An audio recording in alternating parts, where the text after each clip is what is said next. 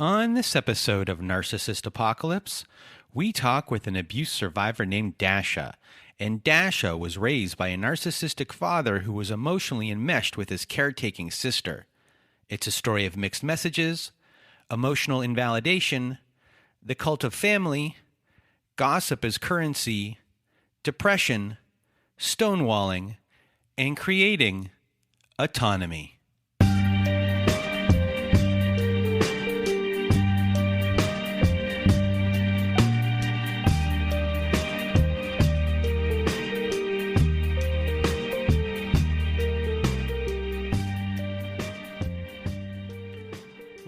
Welcome to Narcissist Apocalypse, everyone. I am Brandon Chadwick, and with me today we have Dasha. How are you? I'm doing very well. How are you? I'm doing well. Thank you for asking. And today we're going to hear your story. This story is about your family, about your narcissistic father, but it is also about the cult of family, and a lot of it has to do with your aunt and the enmeshment or emotional incest that occurs between your father and your aunt, and how it really affects the rest of the family, and everything seems to be like an offshoot of that, even though the main story is about you, of course, and what you're dealing with. That dictates a lot to do with everything, even though it's behind the scenes and we might not talk about a lot of it. It'll just be mentioned throughout the episode. So it's really interesting as far as how your family works and how your dad is being the caretaking that goes into your dad, and how the women in the family are the caretakers for him, and he's this godfather-like figure in a way in that aspect. So a really big thank you for being here and sharing your story. There's a lot, everyone. You sent me a lot of stuff. There were 32 pages you sent me, and to get it down here, this is our second time recording, to get it into the form for everyone to hear. It took a little bit of time, and I just want to thank you for helping me in that process to do this. It's not always easy to get a story that's so long into such a short amount of time. So a big thank you there, Dasha, for doing that. And as well, everyone, there's a couple of trigger warnings in this episode. There's suicidal ideation discussion in this episode. There's animal abuse discussion in this episode. So a big trigger warning for everyone there. And with that being said, without further ado, Dasha, the floor is now yours. I think why I'm telling this story is that it just feels like something I can't really come out from under fully, because so much of my childhood and my development has been affected by how I was raised and the family I was in. And I am now at 30, realizing all the ways relationally that I have to make up for lost time and have to figure things out myself. And can be a very embarrassing and shameful process. And I don't think it should be. I'm trying my best. Everybody's trying their best.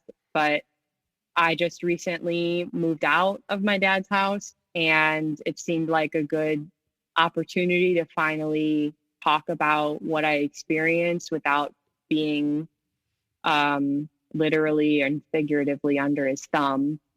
And it's also just opened my eyes to all the things that are difficult for me that might not be difficult for people who were raised in more typical families. And it's both the most important work in my life, but it's also the hardest stuff. And it's the stuff that makes me the angriest and the saddest. And so it's a lot to work through. But I think I really want to talk about the levels of emotional abuse and neglect that I experienced, so that maybe people listening can relate to it and that they won't feel alone or like their treatment isn't so bad, that it's not bad enough to talk about, because I'm pretty sure it is. I also think it's important to talk about my mom, because having grown up without her for the most part, it has confused my development as a woman in the world forever, permanently. So that's a hard thing to talk about. There aren't that many sort of outlets that I feel like I can look to for support for that. We don't really talk about bad mothers. We don't talk about mothers who leave. We don't talk about daughters without mothers very much. And I think it's important to. I don't think that people should feel ashamed of talking about what it's like to try to become a woman without your mom there. So your family structure was not a normal family structure. When we originally talked, I said it sounds like if this was a police station, your dad would be at the top, and then you'd have like these lines to different people, and you had the underboss and all of these things, and every character went in a line. So with that image for everyone of that being maybe the structure of your family, I guess first explain how your dad became your dad, and maybe who your grandfather was in this situation, and go from there. So what I know about my grandfather, he passed away when I was 12 or 13. He wasn't a very talkative person, so I don't really know that much about him. It's mostly through what my father has told me about him. I know growing up, they experienced a very severe trauma of losing my eldest uncle, so my grandfather's oldest son, long before I was alive. But the way that the family coped with that, I think, was to just keep their heads down, keep moving forward, not talk about it, not face it. I, to this day, don't actually really know what happened to him. I don't think that I ever will. It's just not something that my family does. They don't dwell on things, even the things that should probably be explored. And so my grandfather, from what I've heard from my dad, kind of pit my dad and my other uncle, Jerry, against each other as best as he could, to get them to compete with each other to become the number one man, or the best kind of second in line. And my uncle Jerry, although he's in the family business as well, he doesn't really strike me as someone who cares all that much about any of it. He's a very fun-loving, sociable guy, and he makes his money how he makes it, and he kind of enjoys his life. Whereas my dad, that is his life. He takes it incredibly seriously. He has, since he was very young, tried very hard to impress my grandfather with being the hardest working, with being the most serious, with agreeing with everything my grandfather says, not putting up a fight, or as he would label it, being disrespectful, which really to my dad just means disagreeing. There's also my Aunt Lena, who is the youngest, who is closest in age to my dad.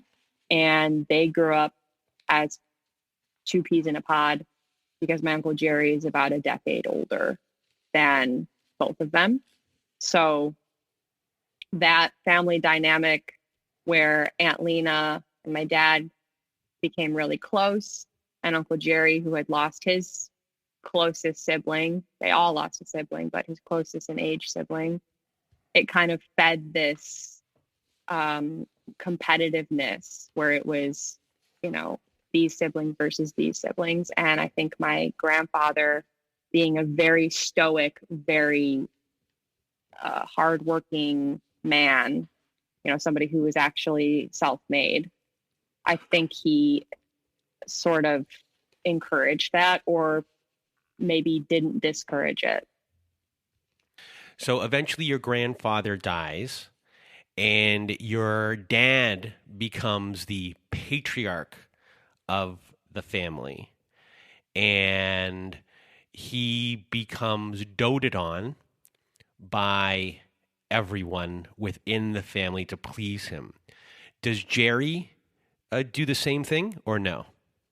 No, Jerry works with the family. They own real estate development companies and build subdivisions. And Jerry kind of had his own projects. And like I said, because he's a little bit older, he had older children. So he kind of had his own life separate from my dad, my aunt, my grandma. But my dad, because he took it so seriously, the business, after my grandfather passed away, they absolutely made him the one who was in charge of not only running everything, but making sure everybody else had a job and everybody else was feeding their children and saving, making sure they could save for college and being able to afford living in these McMansions on gigantic properties. And that was all, I think my dad took that on as his responsibility. My Aunt Lena receives a paycheck from the business. Her husband receives a paycheck from the business. My dad employs a bunch of his friends. It kind of fell upon my dad to continue making money for not necessarily his family, meaning myself and my brother, but the entire family, my aunt, my uncle, my cousins, my grandma, anybody who needed money. Not that he would do it in a generous way or a charitable way, I should say, but he just felt very much in charge of the entire family system. And my grandma and aunt fed that and kind of supported him and took on a lot more of the domestic roles for him, grocery shopped for him, did his laundry, paid his bills with his money, but, did all that sort of behind the scenes management stuff. And in front of the family would sing his praises and just kind of celebrated him like he was God's gift to the earth and he could do no wrong. There was nothing he could do that was bad or evil or cruel or even he couldn't even make a mistake. Everything was attributed to him being such a fantastic provider and such a powerful, loving, caring man. And when it comes to the specific relationship between your dad and his sister, this is probably the most important relationship in this whole entire story because it is so enmeshed. It is, I'm not going to use the word, it's not sexual, but these two act like they are technically in a weird way married, but they are not married. So it's emotionally incestual, and it is a relationship that really determines so much within this family. And I didn't realize, obviously, as a kid or even a teenager, that a sibling relationship that was this close was toxic or was dysfunctional in any way. I thought this is just how siblings treat each other. This is how loving siblings take care of each other. They're each other's best friends, but it is the most important relationship in my father's life. It has always been. I think he's had other women in his life come in and do things for him and give him things that my aunt could not, namely children. But they have quickly either fled or been pushed out because there's no room in my father's life for a partner. There's no room for anyone to take on any of the emotional burden of being in a relationship with him because he does all of that with my aunt. She strokes his ego. She talks with him on the phone 15 times a day. She's the first person he calls in the morning while he's still laying in bed. She's the last person he speaks to. She's the one who organizes his life and who he runs everything by, gets validation from. A lot of the things that he talks to her about are just juvenile and silly and very emotionally immature. And she tends to him like it's the most important thing, the most important job she has. And I don't know how they got to that place because I have never seen siblings behave like mother and child, husband and wife, and like best friends.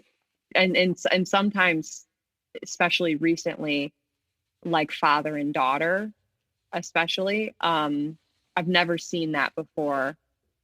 I did grow up thinking that it was the goal and the ideal sibling relationship, but it is not.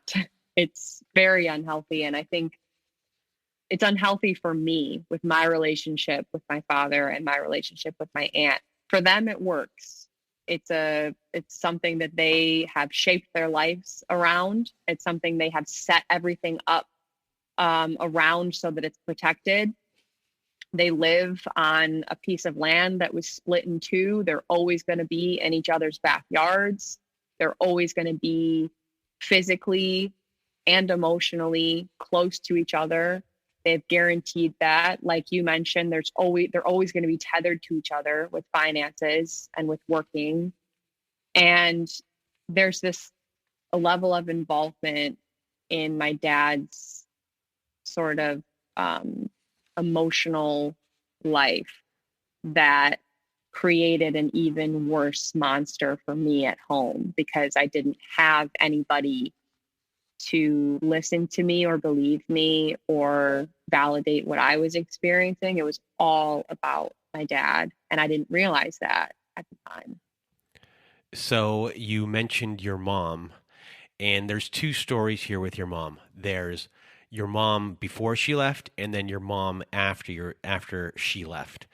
And safety for you becomes a big concern after she's gone. So first, explain who your mom is, and then explain what happens after your mom leaves, because we'll find out that maybe your mom isn't the best person either. My mom, before she left, was my favorite person I could ever dream up. I don't know. I don't think that that's that unusual with mothers and daughters.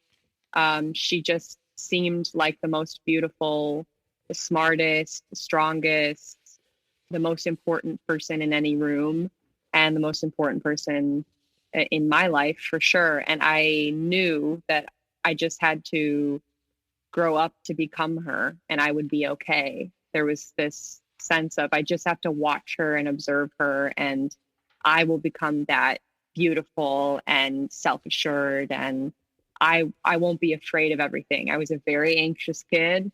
I didn't really express that outwardly, but inwardly I was always afraid of the world, and she handled it like it was no big deal. And so I figured, well, that's who I'm going to become. And I'm so lucky to have this person who I get to follow around and she gets to teach me how to be so cool, basically.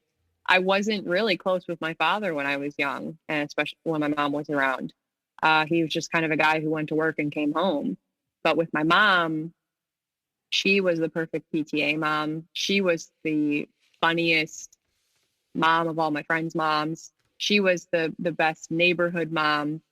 She, cooked and baked and did everything domestic that you could think of better than anybody in my family because everything was a competition and she always won. She just kind of came into this big family and brought this sense for me of sort of stillness and calmness. And I think it is funny that I describe her, as an adult now looking back on it, I describe her as such a cold sometimes mean person. And yet I was obsessed with her. I just wanted to be her. And I think part of that was just me wanting to fit in my family where she was, because she was so respected and she was so loved. And I just wanted that. So your mom really has the rest of the family, the cult of this family, enamored by her, at least for a little while. How is your mom treated at home by your dad behind closed doors without the rest of the family there? She's my dad's punching bag. And so my brother and I don't get treated like she does. He, quote unquote, teases her nonstop when it's just the four of us, when it's just our little nuclear family. He sort of rags on her about everything and frames it as humor. And he's just having a good time and he's just blowing off steam. And every night at dinner, I would watch her become so angry and so resentful of him. And neither of them seemed to like each other very much. But she was the one who absorbed all of that. And I think, appreciated that she took that role on, but also really didn't understand what was going on. I just thought, why isn't mom laughing? And I just internalized, I think, that moms are very cold and serious and calculating, and dads are very fun and childish and, warm. But again, I didn't really have a bond with my dad at the time. And even my dad, despite how much he shit on her and degraded her and mocked her and belittled her, I think wanted me to become like her in a lot of ways. Beautiful and controlling and controllable and intelligent and independent. So eventually, your mom ends up leaving the family. What happened there, and what happened with your relationship with your mom after she left? So my mom left when I was around 10, and it wasn't something that I didn't anticipate. Like I said, my parents really seemed to hate each other, but I really never thought that anything like that would happen. We grew up in an upper middle class family with this big, seemingly loving family. And I never thought that anybody would want to leave it. And I certainly never thought that my mom would be the one who was leaving it. After she left, she didn't move very far away. She moved about 3 miles away. She moved into another house that my dad built. He gave her that house outright, and he kept us in return. So it was kind of a transactional thing. At least that's how I view it, because she didn't fight him for our house, our childhood home. She didn't want to stay there, especially not with my aunt in the backyard and, on streets that my father had built and named after other important women in his life. She didn't want to be in that house. And she didn't want primary custody of my brother and I. She wanted out. She became, at the time, I think I would have described it as a shell of her former self, but now I can kind of see that was actually who she kind of came out of her shell. She was very unhappy with my father and with my family, and she was very unhappy as a mother. She finally got a little bit more freedom. She got to drink and smoke and date. I had to meet more of her boyfriends than I can remember. She wanted to live a life that was very different from the one that I had watched her live with me, where she had the perfect highlights in her hair and the expensive clothes and the jewelry. She wanted to live on a boat and kind of be a little, drinking a beer and all that. And I just didn't recognize her. She physically became a lot more frail and a lot smaller and a lot more frazzled. I didn't like that. Her energy was no longer sort of harsh and cold. It was, she just didn't care about me, but she was acting like a teenager. Like she was, taking digs at me and making me the butt of the joke and being very sort of bouncing off the walls. And I just didn't recognize her at all. And that was a really hard thing for me to witness. And I remember begging anybody, any other adult, my mom's mom, Nana, my Aunt Lena, my grandma, my dad, any adult that would listen. I remember explaining to them, something's wrong with mom. Like she's not who she was, and I don't know who she is, and I don't know what's going on. Can somebody help her? Somebody's got to help her. Somebody's got to help me, I think is what I was trying to say. But somebody's got to help her because she's out of control and she's mean to me and doesn't care about me, and she no longer, is taking an active role in my life. And I was trying to express that in the best way I could.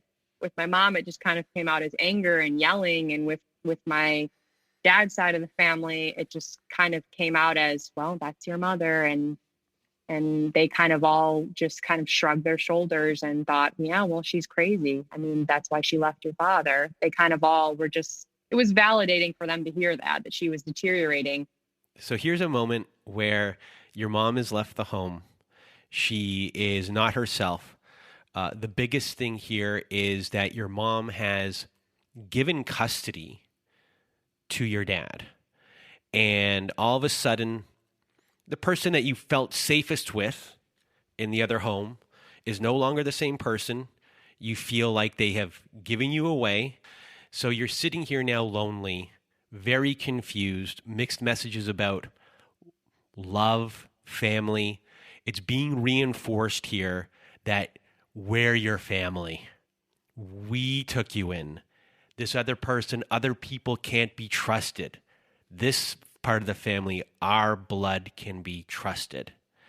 So that's now ingrained at you at a very young age. You have a visual, something that's tangible to grab onto to be like, yeah, I see it and I can feel it. This exists. So now you're in this home. I guess this is a point of your life where the weight of the world starts to be put on you. Expectations start to be put on you. So with your mom out of the picture and your dad really here to do what he wants, how does he start to systematically break you down as far as expectations and your emotions, your feelings, and who you are and how you are supposed to act as a child inside that home? Not just for you as a child, but how you're supposed to serve him. I think that's exactly it. It became clear to me that I was supposed to serve his needs, even though I was his child and I was very young. I was the one who became the punching bag. In part, I think because I was the only woman left, and that's my dad's favorite target. But also because I dealt with the rejection of my mom and what I was witnessing in a much more vocal way. I didn't want to. I didn't mean to. I knew that being needless was rewarded. That's what my brother always was. But I just couldn't cope in the same way. And I became very sad, deeply, deeply sad. And it would sometimes come out as frustration at my father because he would just tease me to no end. And when I say tease, I don't mean in like a, silly, lighthearted way. He would just pick at me.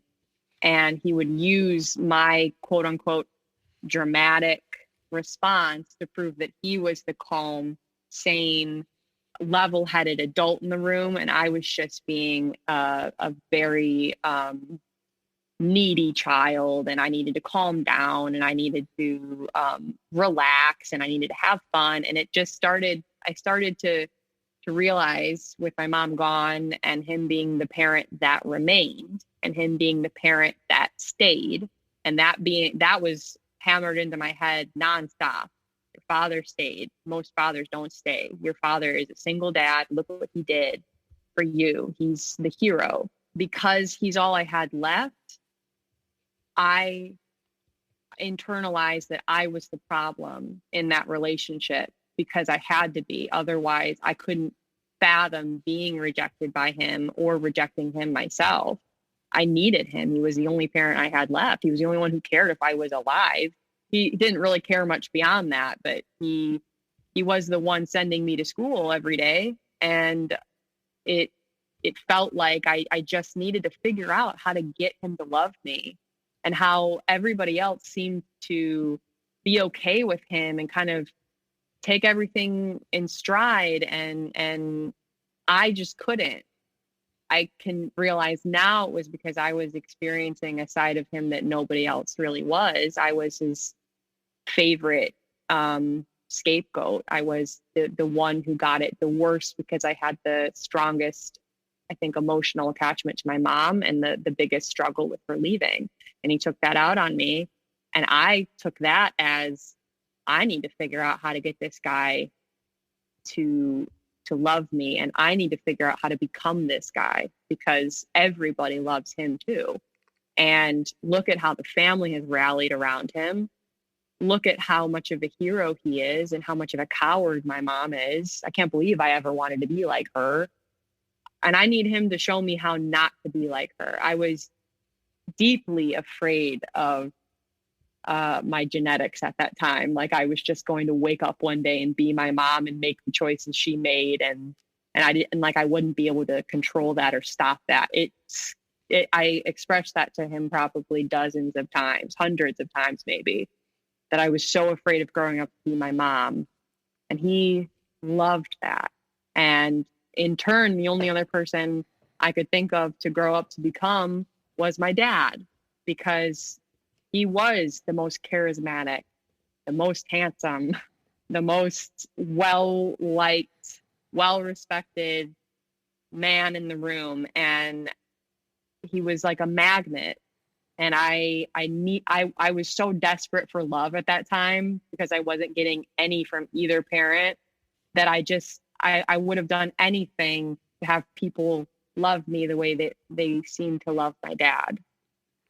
The way that I get along in this family is just to keep myself small and quiet and safe, and to do what the one thing that it seems like my father approves of, which is to be a really great student, which my brother and I both always were. And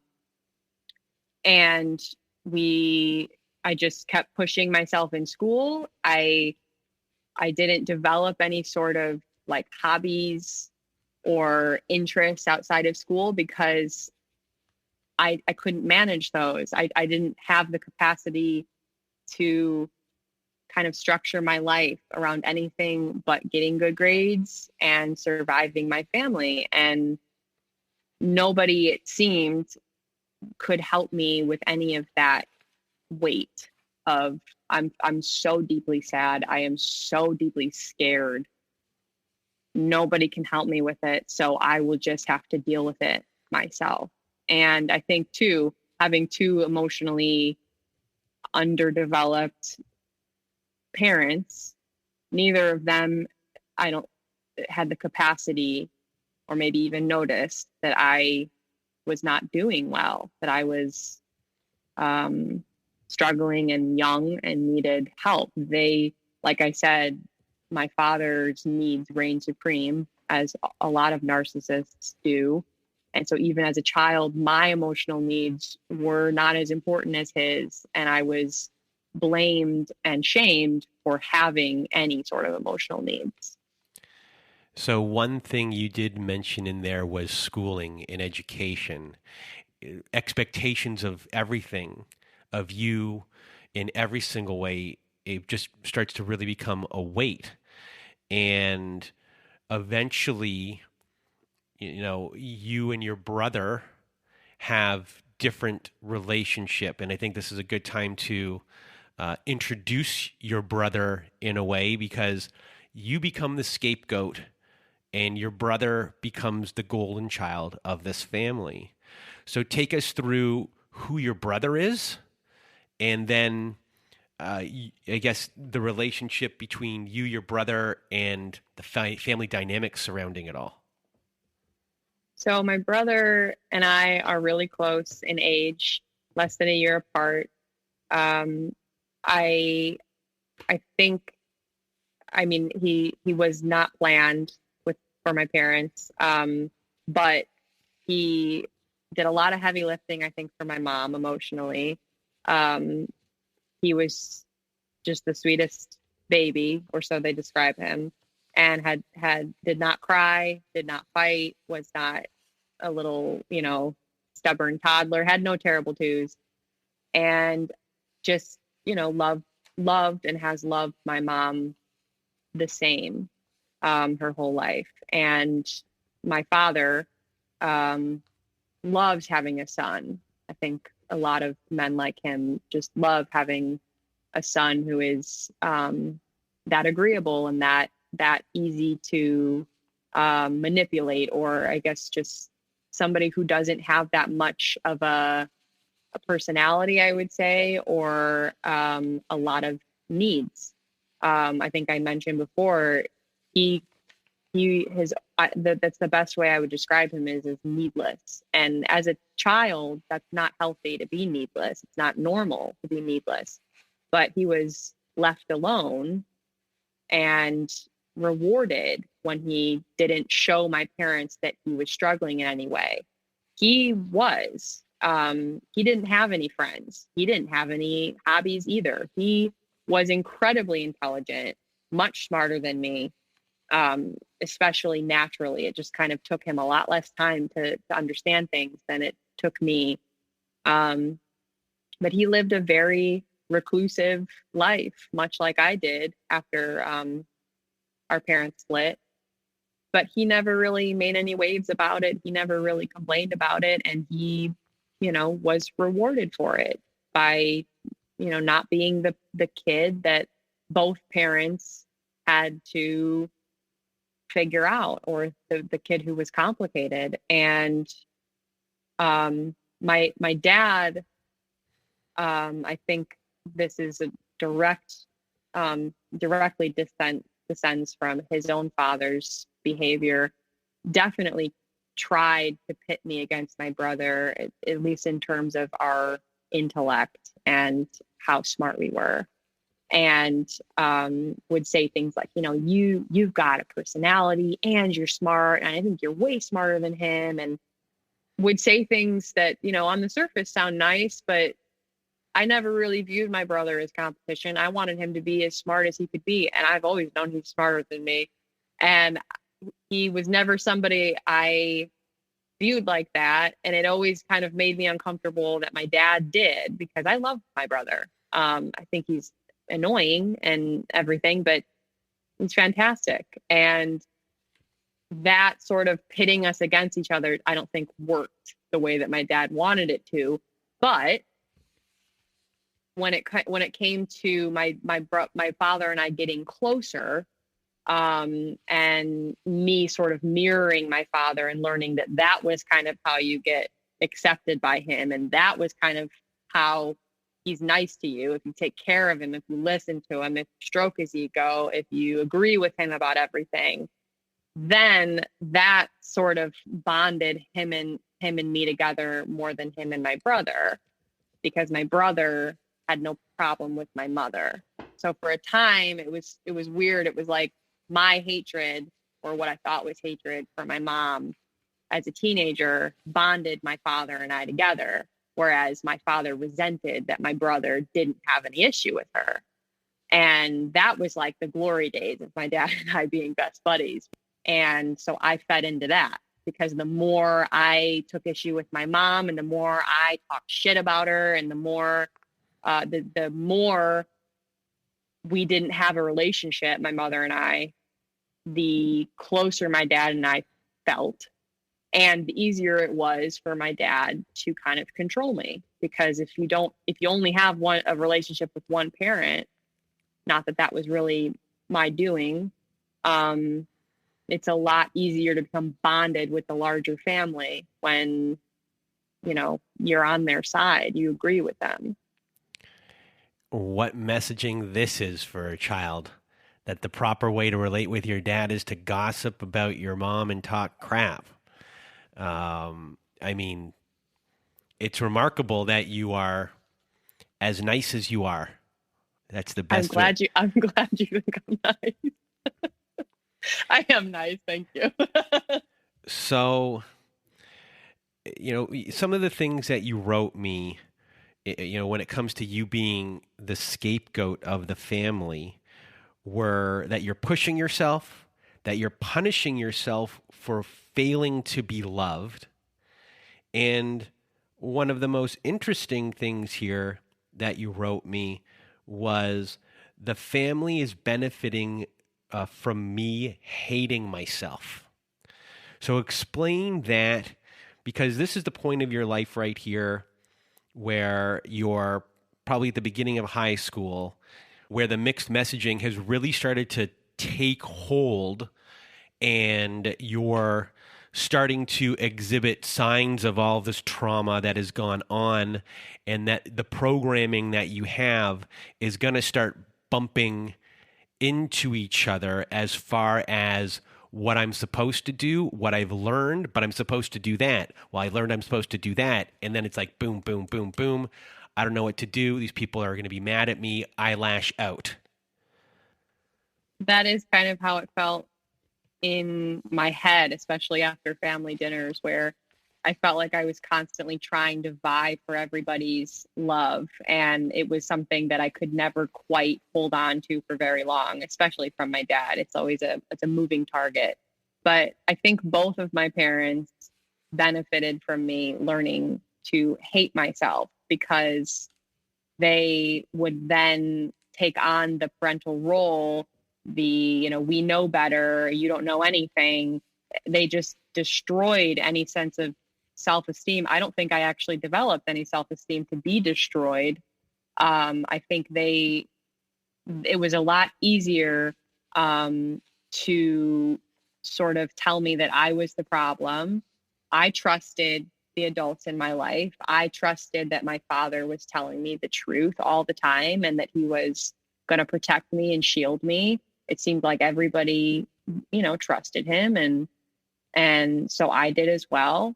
But without a secure attachment to anyone, to either parent, or any nurturing from either parent, I was deathly afraid that both of them would reject me. I was afraid that the kids at school would reject me.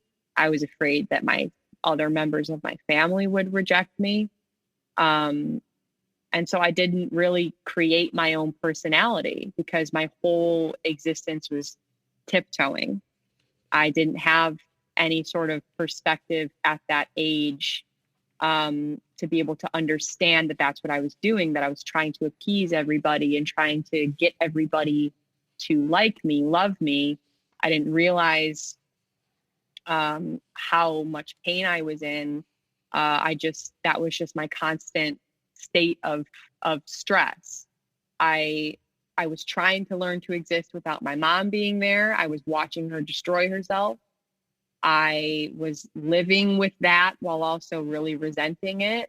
I was, like we said, self-managing myself and my life. I was internalizing that I was dramatic and crabby and pissy and bitchy, which is what both parents would call me. And I was being punished for struggling emotionally, never academically, only emotionally. And I never lashed out in any way. I never, drank or did drugs or snuck out or had boyfriends or anything like that. It really was just that I couldn't handle the feelings that I was feeling. I couldn't handle not being loved by everybody, and I couldn't figure out how to get anyone to care about me. It felt like in a real way. And so them encouraging me to be in that constant state of, you're a shit person, you're a bitch, you're, the problem here, it made their life easier. So eventually you're in high school, and two things happen. One, you start to notice that you are serve some sort of utility in your family, and two, um, socializing with other kids your age becomes very difficult because you just don't know how. And you also start to see with clearer eyes how your family works as far as information flow and how information about individuals within the family can be weaponized. So, walk us through this period of your life. So when I was in middle school, it was kind of rocky because my mom had already left, but I had friends from elementary school.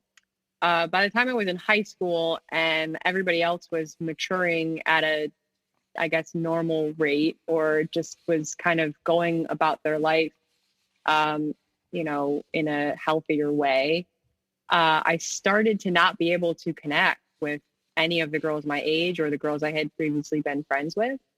And I couldn't understand it. I knew I wasn't ready for the things that high school brought. I was very afraid of sex and drinking and disobeying your parents. Like, is so much fun in high school. Like the idea of, getting a bottle of booze and going to someone's basement and making out, like that whole thing terrified me in a very, unhealthy way, I think. And I was so afraid of risking my parents hating me, finding out that I was doing that stuff, or them being ashamed of me, that that fed it even more. So I couldn't really connect with the girls.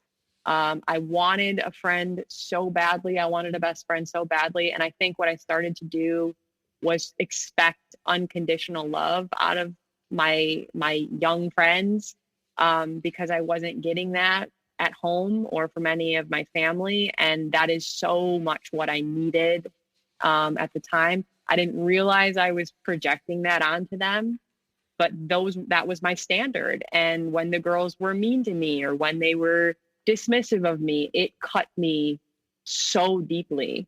And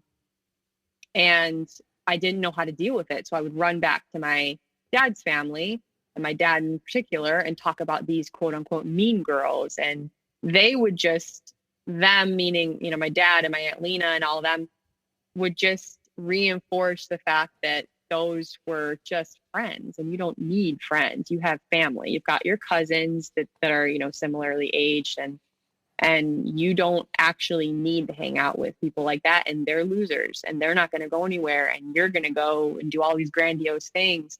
And that was something I struggled with a lot because I believed them. I believed the adults, but it hurt so bad to lose those friends. And all I wanted was to be a normal kid with everybody else. And it felt like they didn't see me, or I didn't exist. So a big moment happens here as far as clarity goes, is when you start to notice how gossip is working within the home. So explain what happens here, and the other big pivotal moment after that is you going to university. Mm-hmm. So explain that. So gossip in my family is how you get along with everybody. They trade it like currency.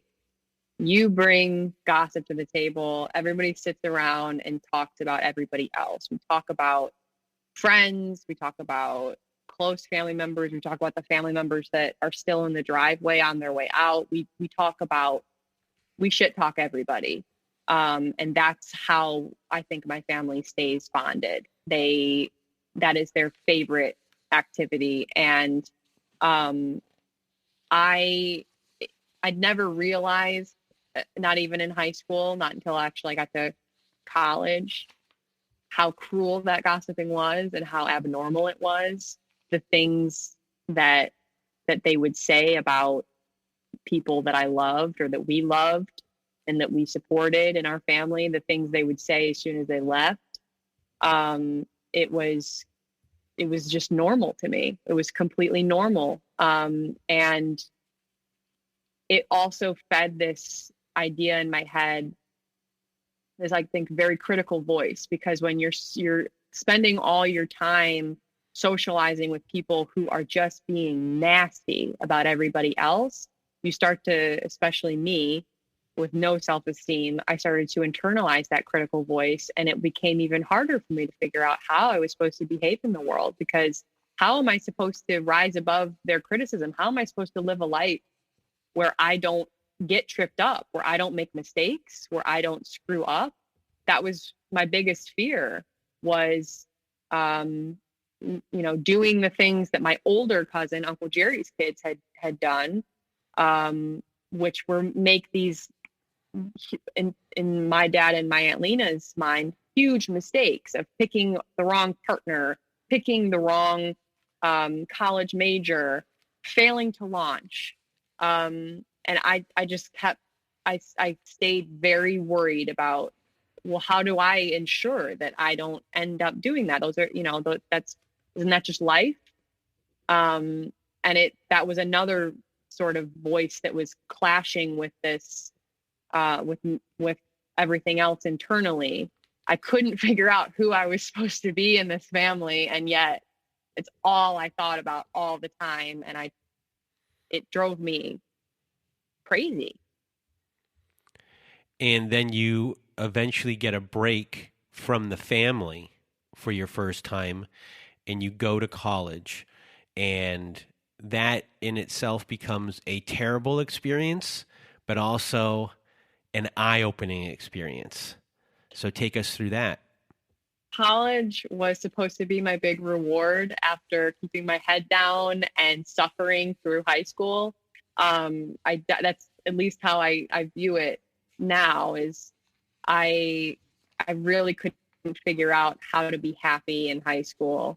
And my dad just assured me, you're going to leave all these losers behind anyways. So you just keep doing what you're doing. You're going to go to this great college.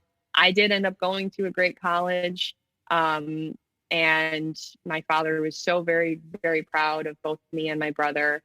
And I finally got away from the family and realized the way that people treated each other. Like I mentioned, people didn't gossip about each other that cruelly. And the way that I casually said cruel things, I got a lot of reactions from people that were like shock and awe, and kind of like it was funny. And I didn't realize that that's not how every family talks about each other. And so that was like my first experience finally outside of this cultish bubble, where I realized, oh, like I'm being kind of mean, huh? Or like, oh, other people are actually kind when they talk about their cousins or stuff like that. And it kind of relaxed me a little bit, actually, because, my first year in college, it was all about realizing I didn't actually have to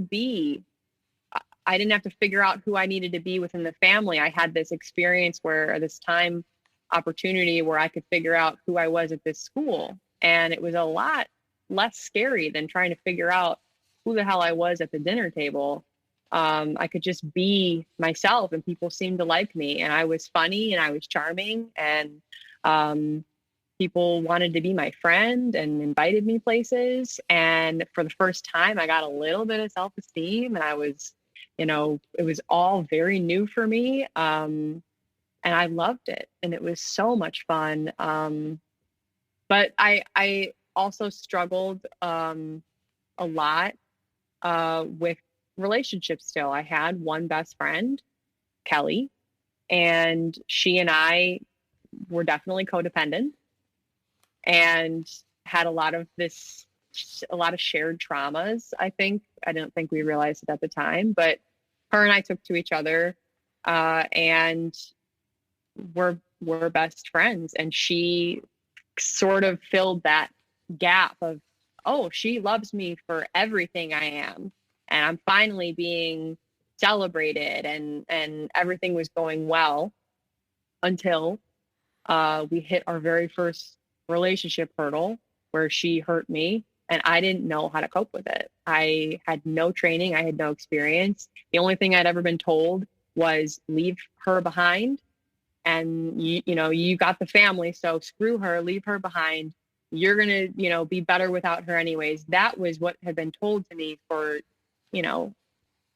about a decade at that time. And so I wasn't interested in mending things with her. I just wanted to hurt her. And we did. And then I was without my best friend, and it unleashed a level of depression in me that I had always kind of known was there, but I was a very high functioning depressed person in my younger years. Now, all of a sudden, away from my family, away from my pets, away from my distractions, away from my home, I couldn't do academically or otherwise what I used to be able to do. And it was awful. I became suicidal for the first time. I experienced eating disorders for the first time. I experienced self-harm for the first time. It was all very dark and dreary all of a sudden. And it was a huge, huge shame of my life, because I still talked to my father multiple times a day. And he knew there was something wrong. He could hear it in my voice, he would say, but he didn't know what to do to help me. And he wouldn't let me come home because I'd worked so hard to be there that I just kind of was left there in college to rot and fight for myself, really. And that was the first time I did get to the point where I thought, my family is not going to help me here, and they would never agree with me going to therapy, and they would never understand me being depressed or suicidal. They view all of that as character flaws. I know it's not a character flaw. I'm the strongest person I know, right? I've survived all of this to this point, so I know it's not me. So I knew I had to go to therapy, or otherwise I'd probably be dead. Eventually, were you able to finish the semester or finish school? Yeah, I wasn't allowed to leave, so I had to power through. And I started as a math major, couldn't keep that up with suicidal depression, so I switched to film and television, which isn't actually, at the time I was deeply ashamed of it because that's who I am, but it was actually probably part of what helped me also individuate from my family, because I love film and television, and I would never have been allowed to major in that if it wasn't a matter of life and death. So after school, you go home, and I don't know if you go home during semesters or you go home after school, but your family knows about your struggles here. And I guess take us through how that affected you being at home, now being and being everything that you always feared. Time kept going by. All my cousins were moving on with their lives. Nobody was at home but me. And I just realized that there was no way I could figure it out to get everybody to love me and to keep them loving me. I couldn't figure out how to do that and also be alive. And, at the time I was going to therapy twice weekly and seeing a psychiatrist regularly and trying all different medications for the first time. And it was a really difficult time. It didn't seem like anybody was helping me. Nobody asked. Nobody, don't ask, don't tell. Nobody wanted to talk to me about it. And I kept thinking, I thought this was like the family unit that they always told me, stick with your family, because we'll take care of you. We're loyal to each other. We got you. Where are they? Because I need them now. This is the only real time I've ever, you know, really fallen down. You know, when I was younger, I was okay enough. I could stay afloat even if I was incredibly unwell. I was externally fine. Now I'm clearly struggling. Where are they? Where is this family that I put all my faith into and spent all my time trying to get the approval of? So your family has pretty much disappeared. It creates a bigger crack in you. You're already cracked open, and the depression is hit. You're dealing with things that you haven't dealt with before. You're seeing how the system works. You're now part of the gossip flow as far as you're being gossiped about. In this case, you are the number one thing probably in the family that is being gossiped about because of, their expectations, cracking under those expectations, and then the aftermath of everything. So you're really alone at this point. And then eventually someone comes into your dad's life, and that person's name is Karen. So tell us about Karen. Karen and my dad dated for about a decade before they finally got married. My dad will forever claim he did not want to get married. She gave him an ultimatum. I don't know how much I believe that, but she kind of just popped into our life, and she didn't really have any baggage. She had no kids. She was independently wealthy from a previous divorce. She had hobbies and her own, part-time job. And she was pleasant. She was fine. She moved in with my dad and I. Their marriage helped ease the tension between my dad and I a little bit, because I wasn't expected to take on that role of having to coach him and having to listen to him and having to do all the domestic things. And, Karen was now the actual, the point person for that stuff. I don't think he was using her for the emotional stuff at all. It was now all going to my aunt. But, for appearance's sake, it was a little bit more relaxed because there was this third party in the picture. And my dad seemed to kind of mellow out around her. I think he was less on when she was around. He was just kind of grumpier and angrier, but like didn't want to fight with anybody. Definitely didn't want to fight with me. She and I kind of picked on him, if anything, and that was so much fun for me.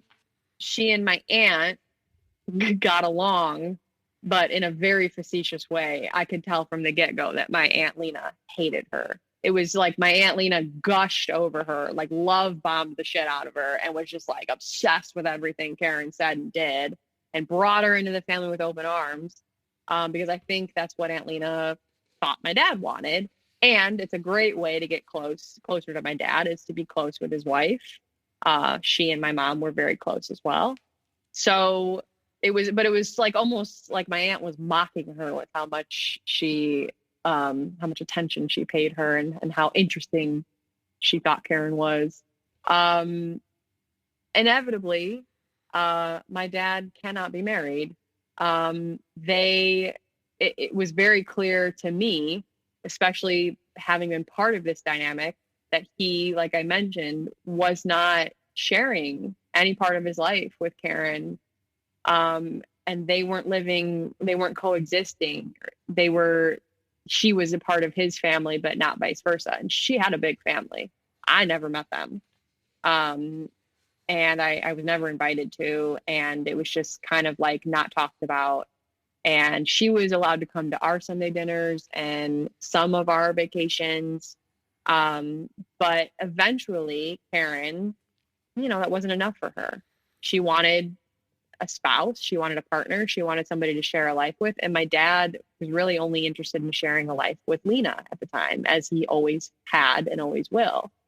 And so it drove a wedge between them. Lena and Karen started to hate each other and resent each other, but both pretend like they didn't. Karen stopped coming around, and it was hell living with the two of them, Karen and my dad. What type of abuses were going on toward Karen inside the home? My dad would just stop speaking to her for days on end, and they would just kind of live together. They didn't sleep in the same room. They didn't talk. They didn't look at each other. They didn't communicate at all. She would try to get him to interact, try to have a conversation. My dad would just call her crazy and ignore her, wouldn't even look at her. And so they would go weeks without speaking. And I was in the middle of it, not knowing what to do. So I would, beg my dad to just kind of fix it, just kind of what's going on? Why, I don't know how to live like this. This is not how people should live. And he would just then blow up at me. He would just, fly off a handle. I don't know anything about marriage and get out of my business and I'm handling it. And he never did. She left on her own terms after about 9 months of the three of us not speaking a word to each other. Obviously I was speaking to my dad at the time, but just, coexisting in the house. And, the family, even though, my Aunt Lena was upset that relationship even happened to begin with, because she hated Karen, after all, the family just kind of rallied around him and, cheered him on and, oh, you're such a strong person. And, look at you, you handled it. You got rid of her. They just kind of, they were so celebratory of him. And I remember being so furious with that, because I was the only person in that house who had witnessed how he treated her, how she treated him, and what actually transpired within the marriage. And yet Aunt Lena was telling this story to everybody that my dad was this great husband, Karen was crazy, and we just had to get rid of her. And that wasn't what happened at all. And so it was one of the first times that I realized how much gaslighting was going on, and how much storytelling is required and embellishing is required to keep my dad's ego where it is within the family, and to keep everybody praising him and cherishing him. And it made me crazy, because I saw a nasty version of him. I saw a mean, cruel man. I saw somebody who didn't deserve a spouse. And I didn't see a hero who finally got rid of the devil. And it started to make me think about my own mom and how they spoke about her after she left, and what she must have endured when she was married to him, and how that was spun. And it just kind of kicked off this whole wow, my dad does he actually live the life that everybody claims he does? Because I'm seeing a very different version. So before we move on here, I just want to go into one little thing about your Aunt Lena here, because I think this is really important in this aspect of Karen, which is your dad and your aunt during this time split up, if that is the best way to put it. That and is. That in itself throws the whole family off in a major, major way. Any spouse that comes into your dad's life interrupts this emotional, incestual love affair between your dad and his sister. And it is so unhealthy, but it is there and it exists. And it feels like sometimes maybe your dad might be trying to go live a life in some sort of way, but your aunt has some sort of gravitational pull to her with him as well, that is real. Like someone needs to do a real paper on the dynamic between those two specifically. I remember trying to find any book I could about codependent siblings after experiencing this, and there's a hole in the market there because I couldn't find really anything. But like I said, my dad and Karen dated for about a decade, but the marriage was the big thing, the big like, are they or aren't they? And my Aunt Lena explicitly told my dad, do not marry her. And my dad did not like being told what to do. And so my dad didn't tell any of us, not his mom, not my brother, not me, didn't tell any of us, went off to Florida, got married, came back, acted like nothing happened, and just kind of casually mentioned that he got married. And when my Aunt Lena learned that, I've never seen her this emotionally distraught in my life. She's like I mentioned, she's a very loud and boisterous and bubbly person, but I've never seen her so out of her wits. And she couldn't get over him getting married without her approval or without believing her that Karen was a snake and she was a bad person. And my dad, I just think couldn't get over my Aunt Lena thinking that she had that much power in the relationship.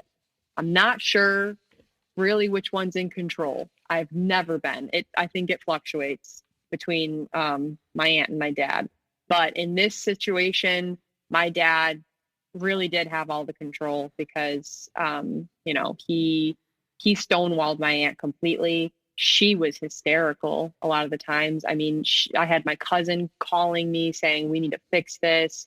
I had her calling me and sobbing in public because she had no idea how to fix things with my father, asking, me how to fix this. Meanwhile, I had no idea. I've spent my whole life trying to figure him out too. I don't know how to avoid his wrath.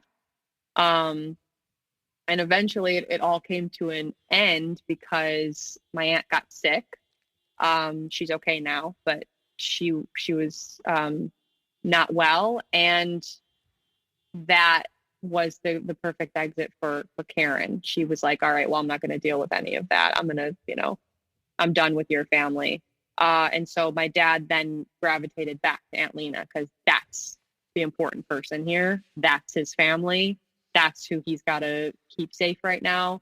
But without that having happened, I have no idea what would have happened within the family because everybody was so sort of distraught because nobody knew what dynamic, like nobody knew what was going on.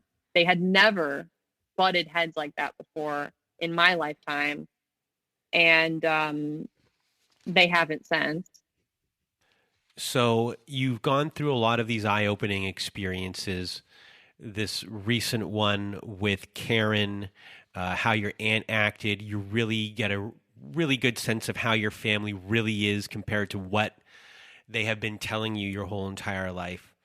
But there's one thing in your life that always has been missing, which is someone to believe in you and truly believe in you and have your back. And you mentioned already that you started to see a therapist, but eventually that therapist becomes the number one ally in your life. And it begins the process of autonomy and the goal of autonomy. So take us through this process, or take us through this part of your life. So after this marriage had ended and I was in therapy with the same person for a while, I had never talked about my family unit, meaning my dad's family, in therapy before. I had a couple of previous therapists and they all wanted to focus on the mother wound. I don't think that was wrong, but we did a lot of work, going through my relationship with my mother and what happened there. I think it's probably the more obvious in my life, that needs to be talked about. But this was the first therapist who ever mentioned that it sounds like my family is a pretty harsh place to be. She was the first person who ever talked about my family instead of talking about it like everybody else had, like, oh, I wish I had that. And you guys sound so close. And it's this big, happy Italian family. And you're so joyous. Instead of framing it and like, you guys all kept each other safe after that tragedy of your mom leaving. Instead of talking about it like that, she was the first therapist to kind of just say, frankly, it sounds like a really hard family to grow up in. And that kind of gave me, for the first time, the permission from somebody else to be like, yeah, it actually was a very hard time for me. And it still is. And I still don't really have the answers. So she was instrumental in not only opening that door and allowing me to explore my dad in therapy, but also helping me get into law school. And I didn't involve him in the process. I just needed to get out, and I needed to start a path that was my own, even if it was wrong, even if it was the wrong school, if it was the wrong time, whatever. I just needed to do something. I had spent 4 years rotting in my dad's den and not doing anything in my life other than therapy and feeling bad. And I felt like the biggest loser on earth. So I figured I will go wherever I get the most money. I did get a little bit of a scholarship, and I will go wherever it takes, whoever takes me. I don't care about any of that sort of surface ranking stuff. So, you are starting to really get loose at this point as far as the hold goes. And then, not that your dad ramps things up completely, but you start to notice, as far as, you still have these mixed messages going on, and there's still a struggle going on within you. And then you start to notice when there's an incident with your dog of how much he really doesn't care at all. My family pets have always been hugely important to me. Growing up, I didn't have many friends or a lot of people who were comforting me, and the animals always did. And so I'm very, very fond of all my pets growing up. And when I was in college, we had 2 dogs, one of which was a very large, very beautiful St. Bernard mix. She was also very temperamental, had behavioral issues.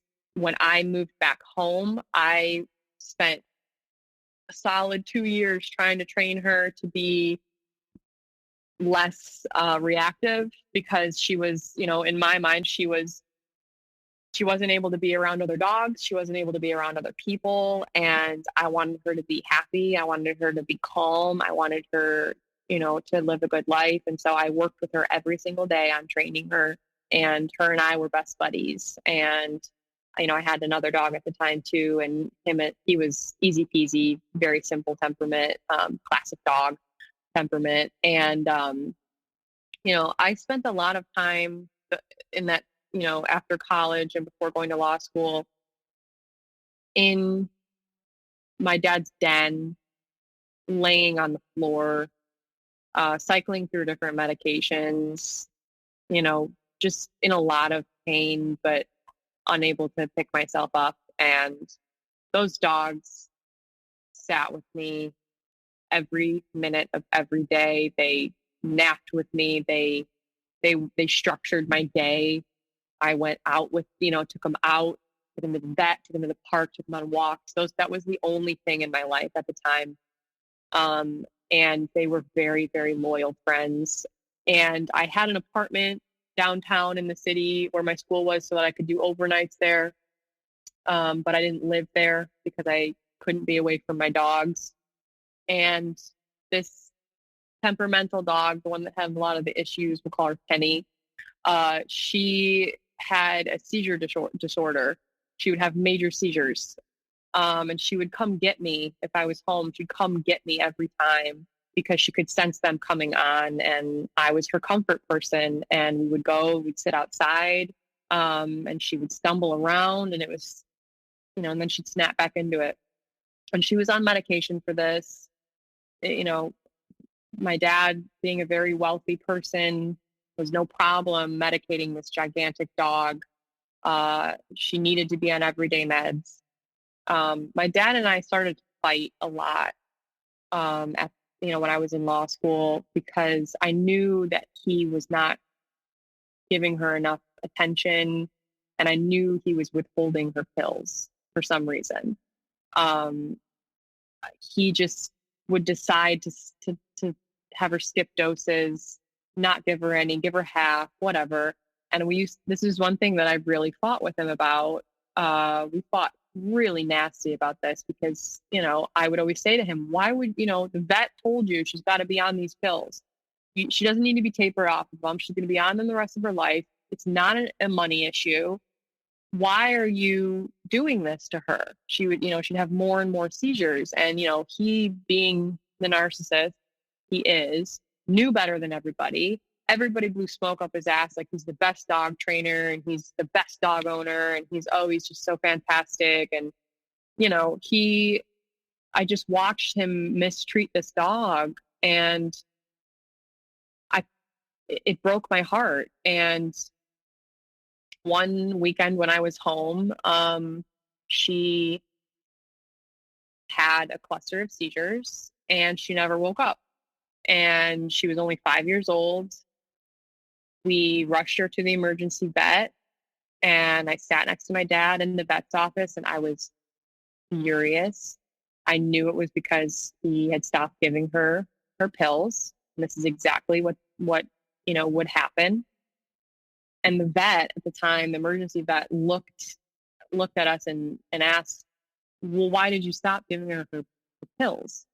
And I remember my dad looking at me like a little boy, like with his, like, wanting me to answer for him. And I just wouldn't. I just sat there, didn't say anything. He didn't say anything. Then at the time too, I had this other dog, and, a door had been left open and trying to get, Penny to the emergency vet. So my cousin called and said, hey, I saw your dog walking around outside. And so I immediately spring up and I'm like, give me the keys to the car. I got to get home. My dog is wandering around. It was like I had told my dad, I don't ever want to see you again. He was so scared to be left there at the vet with his dog alone, and so disgusted that I would abandon him to go get my dog that was wandering the neighborhood. It was like he had done this horrible thing, and yet he was still looking at me like he needed more from me. He now needed me to explain, what he had done for him. He needed me to be there with him. And I was fucking furious. And the whole thing just destroyed me. I went back to my apartment for school, and I called the vet because I wanted my dog's collar because she had been wearing her collar, and they couldn't find it. And so I was, and I need this collar. This is the only thing I have left of her. Why didn't my dad take it? I should back up. She never woke up from the seizures, and she needed to be put to sleep. And I was at school. It was a Monday. I was downtown at school, and I was on the phone with my dad, in between classes or whenever. And I kept saying to him, you're going to be there, right? Like, you're going to be there with her. You're going to go. And he, yep, I'm going to go. I'm going to go. And I'm like, if you can't go, tell me. I will be on the next train. It take me 40 minutes. I will come and be with her if you can't go. And I was earnest about it. I wasn't, I truly was begging him, like, if you can't go, please tell me, tell me now, because I will be there. No, I'm going to go. I'll be there. And I even called my Aunt Lena and I begged her. I said, please, if he is not going to go, you got to tell my uncle, her husband, you got to ask him to go. Somebody's got to be there. And she even said, no, he's going to go. He's going to go. It'll be fine. So anyways, I'm trying to locate this collar. It's the only thing I have left of the dog. And I get on the phone with the vet and she's like, don't worry, we found the collar. By the way, I just wanted to let you know, she wasn't alone when she went. We made sure to have a vet in there with her. And I said, what do you mean? Like, was it my dad there? And they were like, no, she was by herself. Nobody was here. And I lost it.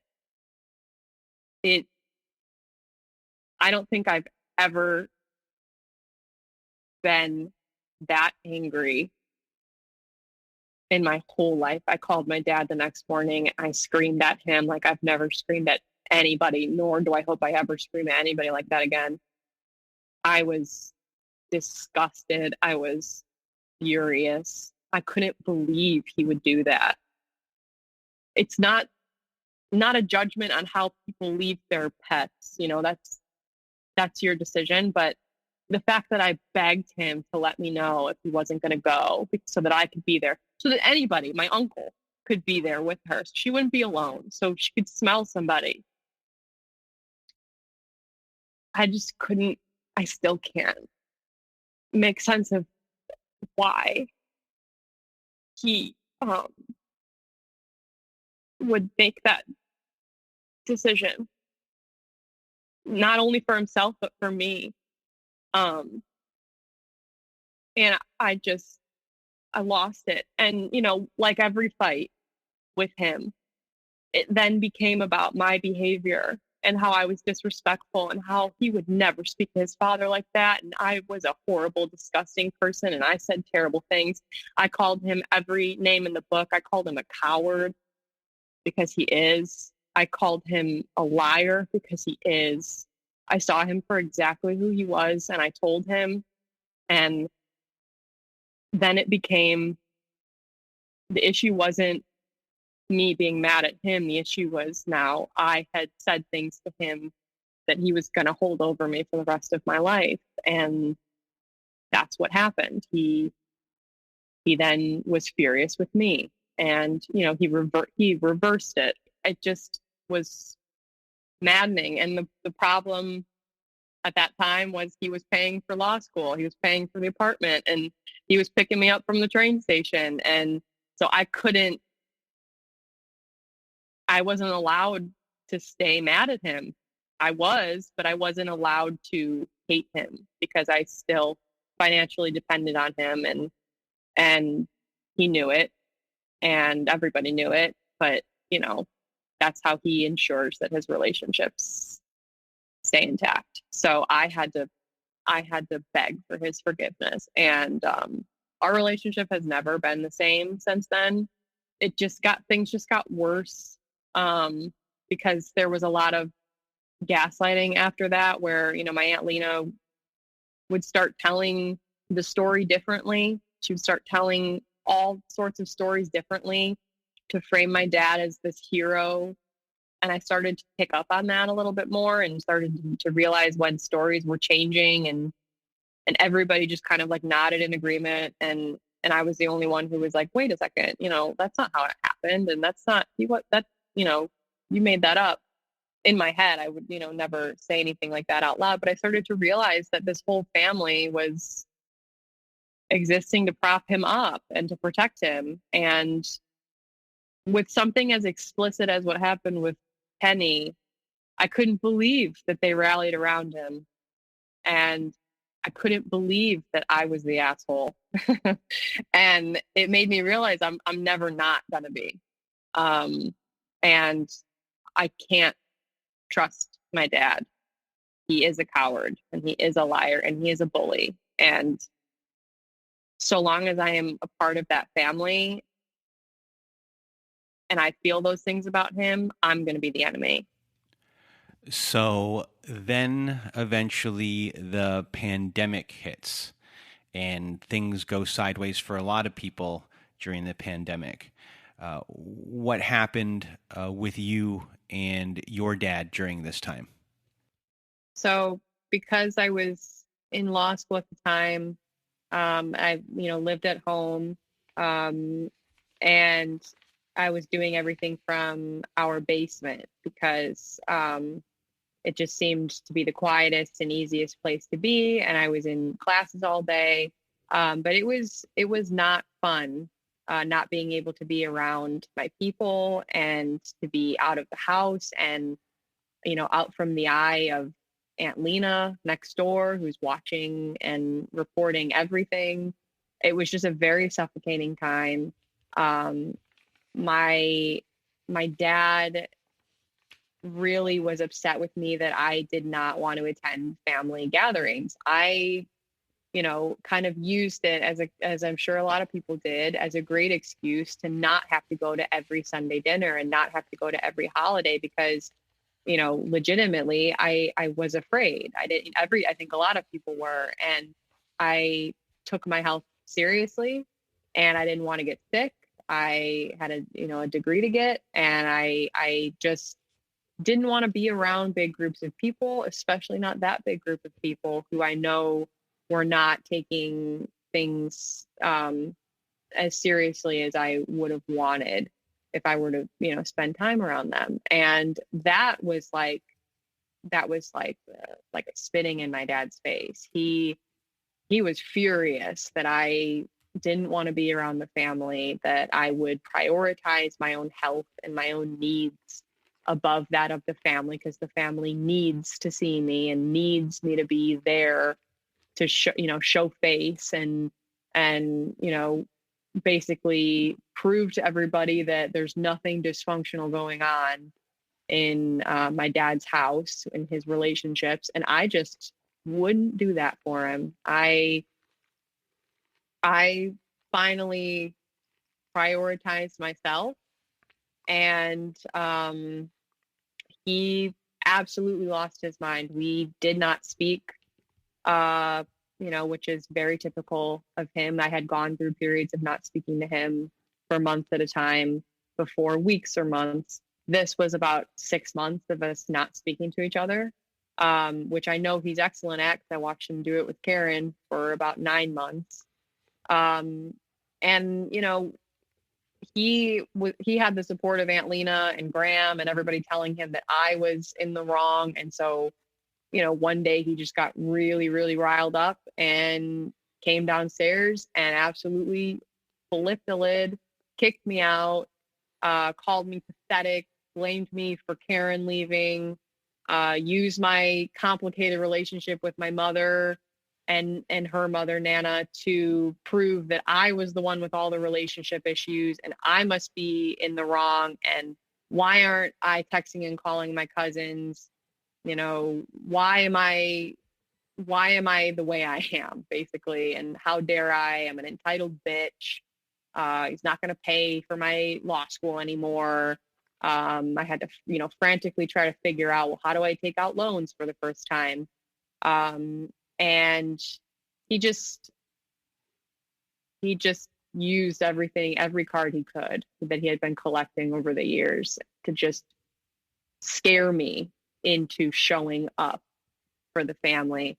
And it didn't work. I was not okay at the time. I was very unwell. It was a horrible situation living with him, even though we were on different floors of the house. My hair fell out. I lost way too much weight. I wasn't eating. I wasn't sleeping. I was having really severe panic attacks for the first time, where I would just think, I'd never experienced it that acutely, where all of a sudden I would just be in a rage. And I was still in therapy at the time, and I was still in touch with my law school friends, but it was just not an okay situation living in that basement, knowing that that man thought all those nasty things about me and said them to me. And that nobody would believe that he said those things to me. So after your dad says that he wants you out, you two become, I guess, cordial again and start talking here and there, get back to somewhat normality, where then you agree that you'll be leaving the home, and that within that promises get made. And with someone who was in your shoes at this time and the job that you had, you needed to get a co-signer on your lease. So what happens from there? I did it all by myself. I was super proud. Got to the point where it was like, okay, we're going to sign this lease. Dad, are you on board? And I got a call from him the day before they wanted the lease back, and he had like a breakdown where he just got incredibly angry and started talking out of both sides of his mouth about how that he had agreed to finance this. He had provided the landlord with all of his financial proof, because I needed a co-signer. The job I had at the time did not make enough.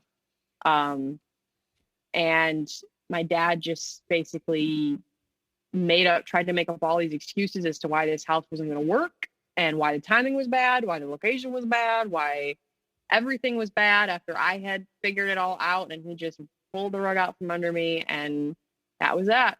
That was,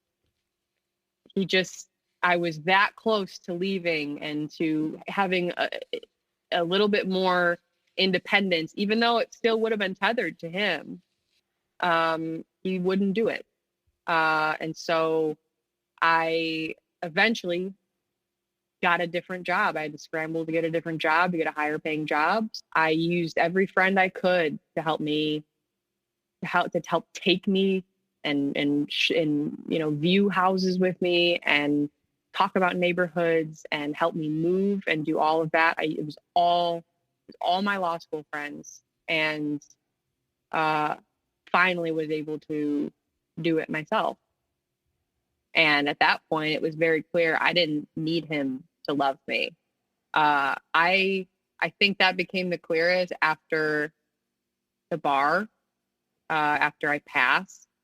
And I realized how quickly that big prideful moment sort of went away as soon as I did something that wasn't favorable in his eyes. And I think I just finally at that point was exhausted by the chase, the whole, what do I want my dad to be proud of me, and what do I got to do to keep him, happy, or just have him be proud. That's his whole shtick, is he wants to control you by shaming you into being who he thinks you should be. He wants to be the most prideful person of you and brag about you and put you on a pedestal to everybody, his friends and his family. So you got to behave in a way that he decides, except he's so flippant, especially with me, what makes him happy and what destroys him. That I just remember after the bar, because it's such a grueling process, being absolutely emotionally exhausted and realizing, oh my God, this man really still thinks that I live and die, that the sun rises and sets on his approval. And I really just don't need it anymore. I did this huge thing without him. And that, I think, is where the contempt from him, or I don't know if it's contempt or if it's just apathy or whatever it is towards me that he doesn't have towards my brother or anybody else. I think that's where it comes in, is I don't care what he thinks of me, and I don't want to work hard to earn his love, because I've lived a long time really without it. And so I don't need it. So how does it all end? You're a movie fan? Huge movie fan. How does it end, Truman? Um, I wish I had a happier ending. Um,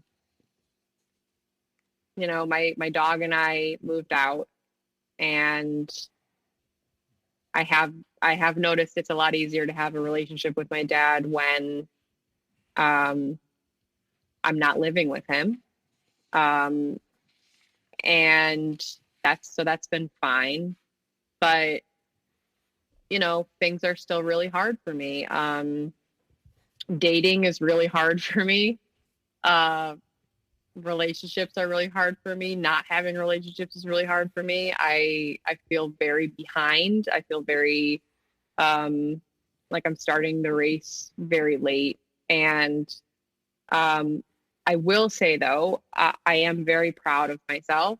Um, I have a very well developed sense of intuition when it comes to um, you know figuring out figuring out what people bring to the table and what people bring to a relationship. I think I have a good sense of, oh, this is a red flag, or oh, that's why they're attracted to me.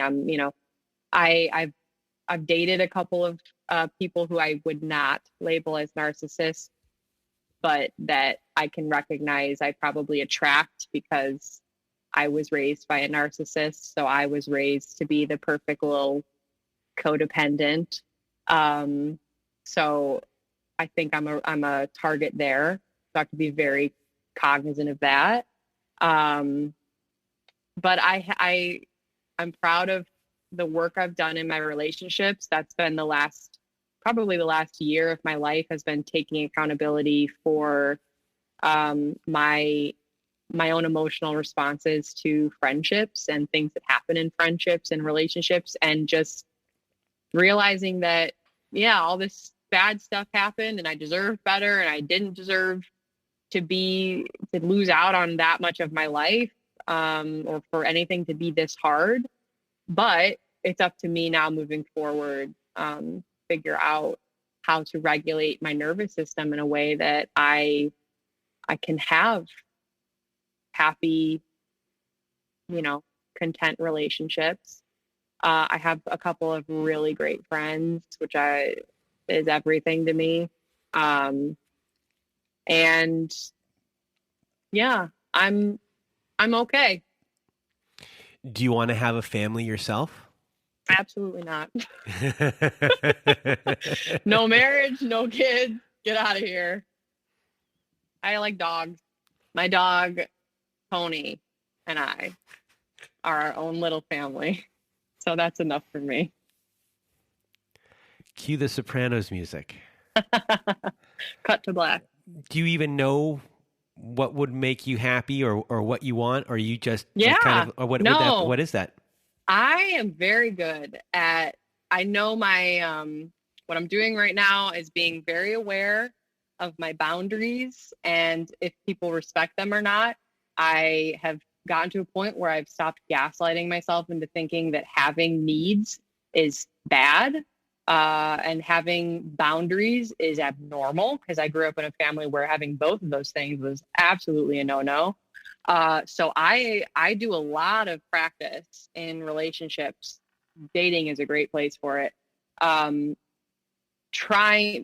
Seeing how people react to very normal, very healthy boundaries, and based on how people react to those,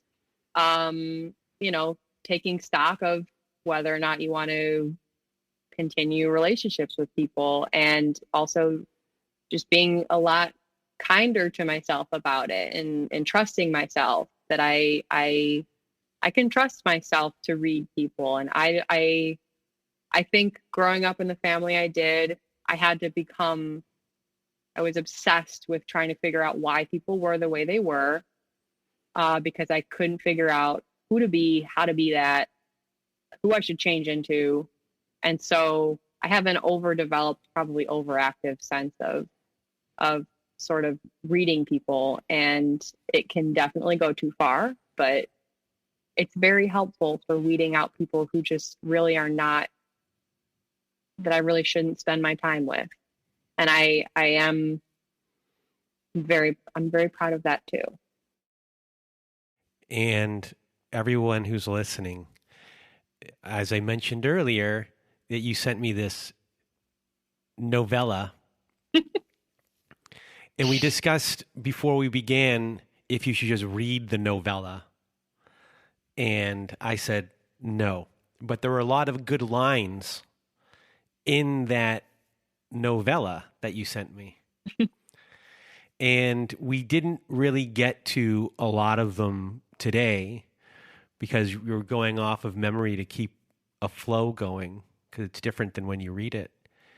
And I'm going to put a lot of those on our Instagram account for people to read it, because some of those lines that you wrote were gold. Thank you. They really were. You got to the heart of things in a very efficient manner. And maybe I'll make a T-shirt out of them, and I'll give you I'll give you 10%. You don't need to give me 10%. I just want a T-shirt. But you're really good. You're a good writer. Thank you. Telling your story today, this was not an easy story to tell, which is why we recorded once and came back here to try and figure out a structure, and because it's just so much, and we didn't cover a lot of it. Yours could have been 10 hours long, but you really did a good job explaining your family, explaining the structure, explaining the depths in which you were and the despair. You were gaslit as a very young child. You lived in a twilight zone for a very long time. When I brought up the Truman Show, right there, I mean, he lived in a world that didn't exist. And you did too, for a very long time. And sometimes when you're at your worst, like you were when you started battling depression, and people say that you crack, but within those cracks, light came in, and you started to see reality and what was there. The reality was always trying to fight its way through. It was there, and you made it here, and your life's not going to be easy. You were socialized in a way with so many mixed messages. I stated that earlier. There were so many mixed messages going on.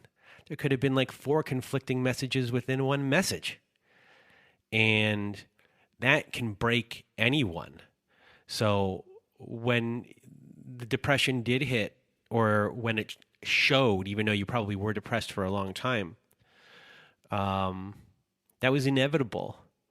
And creating new pathways of how to communicate, what anger looks like, what healthy anger looks like, how to actually have healthy communication, nonviolent communication. You have to learn everything from the bottom up again. And having a friend is scary for you when you're starting out. Having a relationship has to be deathly afraid, because everyone, as you said, is so far ahead of you who's at your age. Right. I tell people I've never had a boyfriend or a girlfriend before, and they just don't believe me. And I don't know why anybody would make that up. It's embarrassing to share. I don't know why anybody would, but it truly, it leaves me feeling like I'm too far gone. But like I said, I've got some friends now, and that's enough for now. I'll figure out the relationship stuff. Yeah. I'm proud of you that you're out of there. You're out from underneath the thumb. And that was the biggest thing for you to be able to breathe and start this process. And it really is amazing that you're here, you're functional, or at least showing a little bit, functional. That was loaded. But you know what I mean? You are able to function in society while you're learning how to rewire yourself so you can be as functional as you'll ever be. And that's why I asked, like, did you ever have a desire? Do you have a desire to have a family? My big thing is I've had to reparent myself for the last, intensively for probably the last few years, but I've had to parent myself since I was 10, and I am still struggling with that. So the idea of parenting somebody else, even a partner who might be, more emotionally needy or immature, or an actual child, it sounds like the worst thing in the world to me, because I am just so exhausted from doing it for myself. I might be decent at it. I think I would be a good parent. I'm a good parent to Tony, but it's not something that I want to jump into, because I don't think I don't think I can want to do it for anybody else. It's enough to have to do it for yourself. Well, I'm really happy that you came on our show today. And I'm happy that you had me. Thank you very much. I sent this story to you back in, what was it? Was it last October? Or no? you disappeared and then you came back. It was last October I sent it to you. It's been almost a year. Yeah, so. You disappeared. We were supposed to record and then you came back. And then we recorded and then we re-recorded. But we did it. You did it. Now you can't get rid of me. I felt like we were a team today. I really felt like we were a good team. We were a great team. So thank you once again for being here. And if you want to be a guest on our show like Dasha was today, please do go to our website at narcissistapocalypse.com. Top of the page, there's a button that says guest form. When you click on that button, it takes you to our guest form page. Please read all of the instructions and either send us an email at narcissistapocalypse@gmail.com or fill out our submit form. Press the submit button and please send it to us in the format that we ask for in the guest form notes that are there. Also at our website, we have a support group, everyone. So if you need support, click on our support group button. It takes you to our very own safe social network where we have Zoom meetings every Wednesday night, Thursday afternoon, and Saturday night. We have forum boards for you to post and for our support group members to answer you, invalidate you, and comfort you. Also on there, we have ad-free episodes and episodes that never made it to air. So please do join our support group today. And if you need even more support, please do visit our friends at domesticshelters.org. So if you need articles or resources to help you make sense of what you're going through, go to domesticshelters.org. If you need to find a website or phone numbers for domestic violence agencies or shelters, please do go to domesticshelters.org. It's a wonderful organization. It's free, and that is at domesticshelters.org. And now, that is it for today's episode. I want to thank Dasha once again for being our guest. And from Dasha and myself, we hope you have a good night.